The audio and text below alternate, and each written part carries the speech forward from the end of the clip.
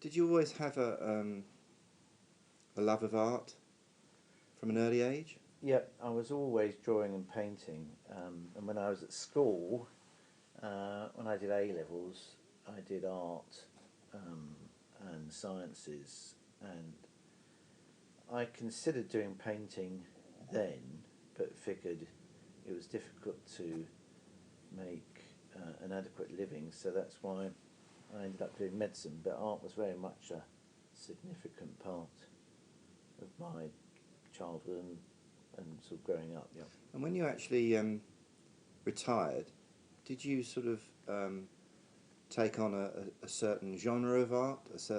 Were you drawn towards a particular genre?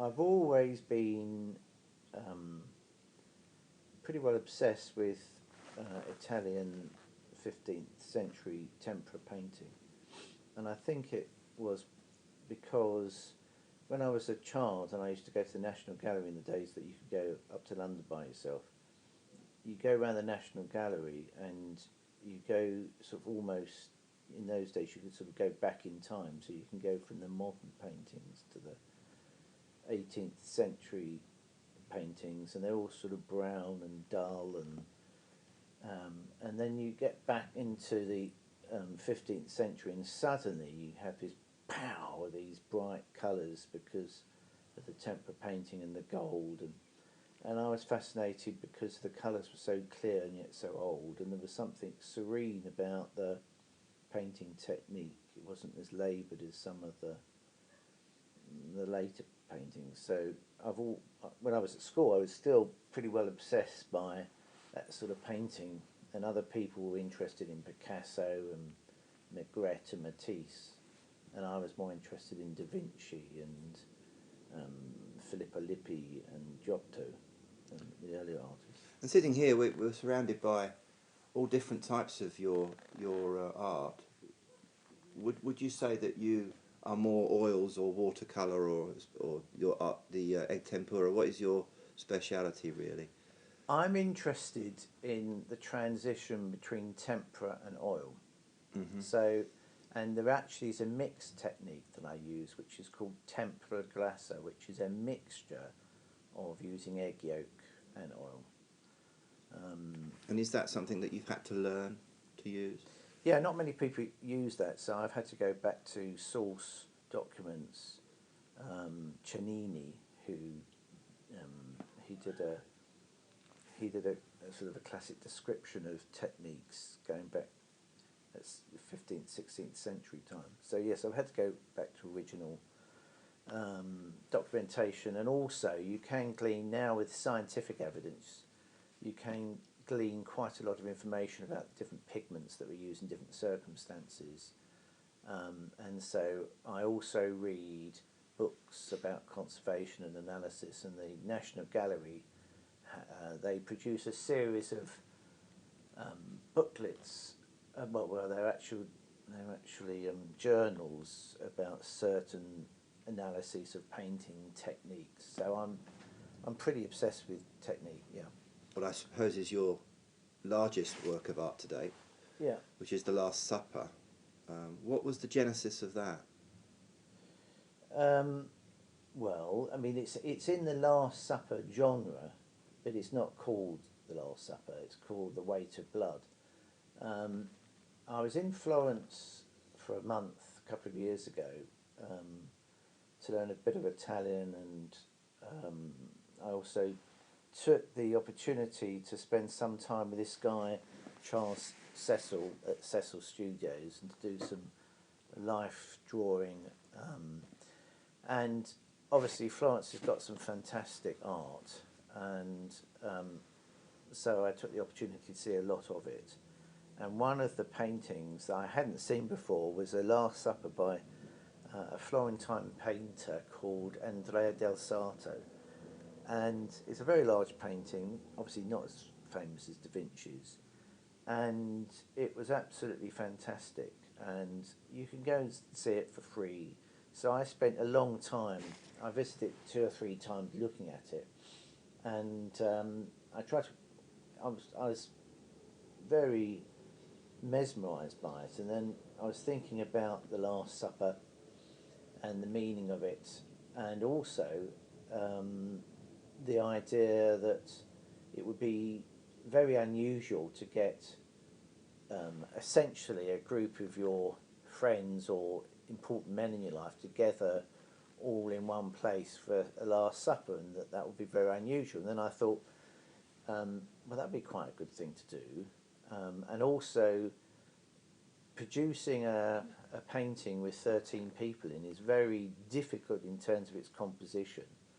And so it started this idea of painting a Last Supper, but the characters in the Last Supper would have to relate to me, because the painting is basically about friendship and also the act of betrayal that, when it happens, will blow apart that friendship. So I decided I would embark upon this process of painting Last Supper, and invite a significant male at different stages in my life, all the way from play school, effectively, all the way through to sort of more recent friends, and that's how the project started. The moment I wanted to capture was when Christ states that one of his disciples were going to betray him. So I didn't want to cast anybody as Judas per se. I wanted to capture the moment when the betrayal, somebody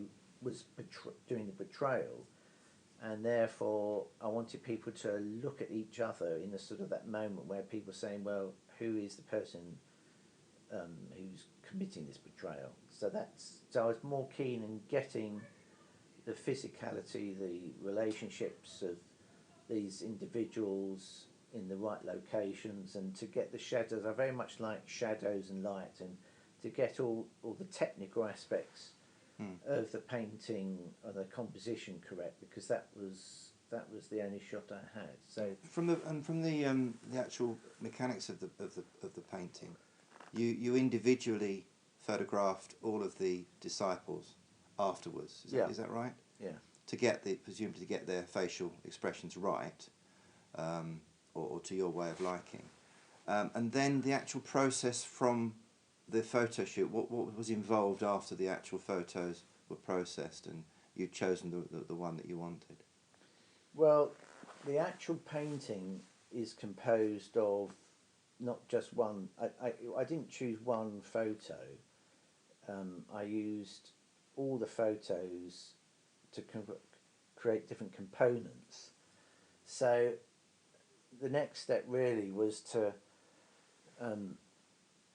sort of draw out the composition on the canvas, using these studies, and then do something called a grisaille, which is sort of just a simple tonal painting to get the relationships and the shadows and the highlights in the right place. So that's what I did initially, and then gradually over a year built up the painting. And the reason for doing a series of individual photographs of people was to, when you're painting people, you get to know their features, their faces very intimately, and there are things like the areas around people's eyes, or the nostrils, or the relationship between the nostrils and the mouth and the chin, that are very characteristic and also very subtly different. So taking the photographs of people individually helped me just to work out, I suppose, their anatomy in greater detail. Because one of the things that I wanted to do was, I didn't just want to make a picture, I wanted to really paint portraits of everybody, so when they saw the picture they could see it was them, because I think that's one of the great challenges of painting, is making something look like the individual. And the actual process you chose was just oils, or was it egg tempera, or was it? No, I decided to use oils, and the reason for that is that it's much more forgiving. With egg tempera, it's a bit like watercolour. Once you make the mark, then it's quite difficult to change it, whereas oils are much more forgiving. So if you make any errors. You can overpaint it, and if you apply oils relatively wet, you can move it about on the surface, so it's much more flexible. Yeah, there was no identification of any of the disciples whatsoever because of the Iscariot problem, but you also chose your son as Jesus. Why was that? Well, somebody had to do it, and he's the biggest bloke there, so that seemed the easiest option. But I think that, and funny enough, somebody joked to me that the reason why I chose my son to be Jesus, that would make me God. But it wasn't that reason. It was just that I wanted the disciples who were my friends, and my relationship with my son is obviously slightly different. He is a friend, but he's also my son. And so it sort of made sense, because that sort of relationship I have with my son is different, and that he was Christ. And I thought that it would be inappropriate for me to be Christ. So that was the sort of decision I ended up making. Are you pleased with the picture? Yeah, I think the picture works. I think that it's very difficult when you're doing a painting like that to stop. You end up tinkering, and I think you're not always. It's very difficult if you're. I mean, I'm sort of self-competitive. I don't really compete with anybody else, and I think it's a reasonable rendition, and I think it was received well by the people who were within it, which was the most important thing. Because I wanted to make sure I satisfied the people who participated, and I think when it was revealed, people were pleased with it. Yes, well, I was privy to that, so I can back that up. I'm interested to understand. Well, actually, it's fascinating that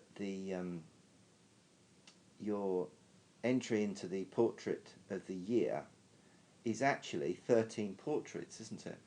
You mean the BP portrait? Yeah. Prize? It's actually 13 portraits, isn't it? It's a multiple portrait, yeah. Yeah.